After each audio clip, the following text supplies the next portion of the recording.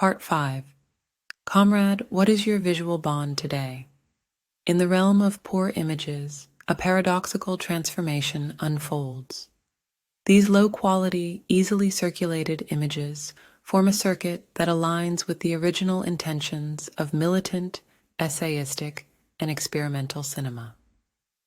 This intention was to establish an alternative image economy, an imperfect cinema that coexists within, as well as beyond and beneath, the mainstream media current.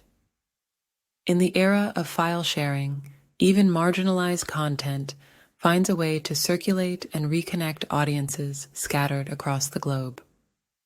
The poor image constructs global networks without a distinct author. It forges a shared history.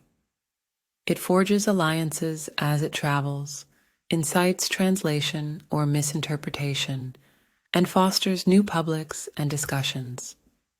By shedding some of its visual clarity, it regains political significance and gathers a fresh aura around itself.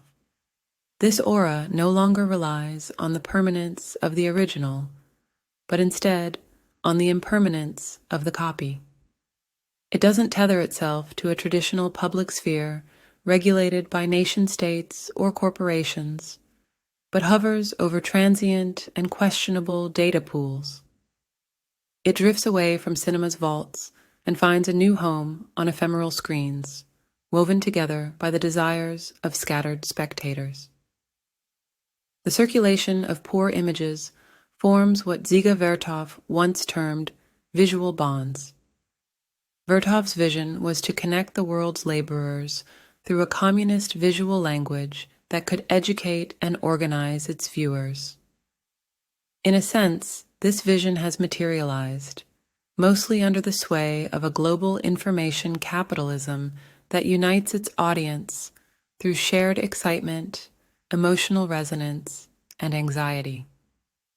However, there's another facet to the circulation and creation of poor images, rooted in cell phone cameras, personal computers, and unconventional distribution methods.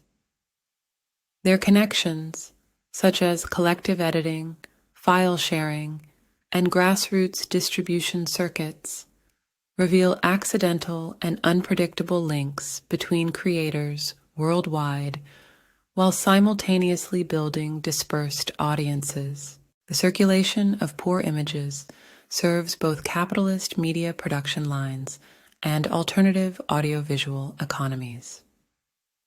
Amidst the confusion and stupefaction it may cause, it also has the potential to instigate disruptive shifts in thought and emotion. In doing so, the circulation of poor images inaugurates a new chapter in the historical lineage of nonconformist information networks. It can be likened to Vertov's visual bonds, the internationalist workers' pedagogies as described by Peter Weiss in The Aesthetics of Resistance, the circuits of third cinema and tricontinentalism, and non-aligned filmmaking and thinking. The poor image, with its ambiguous status, takes its place in the lineage of duplicated pamphlets, agitprop films on sign trains, underground video magazines, and other nonconformist materials, often created with modest resources. Moreover, it rekindles many historical concepts associated with these networks, including Vertov's idea of the visual bond. Imagine somebody from the past with a beret asking you, "Comrade, what is your visual bond today?" You might answer, "It is this link to the present." Moving on to part 6 now. The poor image encapsulates the enduring existence of past cinematic and video art masterpieces. These images have been evicted from the formerly secure haven that cinema once represented. They were removed from the sheltered and often protectionist realm of national culture, cast aside from commercial distribution. As a result, these works have become wanderers in the digital realm, constantly altering their quality, appearance, speed, and format. At times, They even lose their original titles and credits along their unpredictable journey. Now, many of these works are back, as poor images, I admit. One could, of course, argue that this is not the real thing, but then, please, anybody, show me this real thing. The poor image is no longer about the real thing, the original.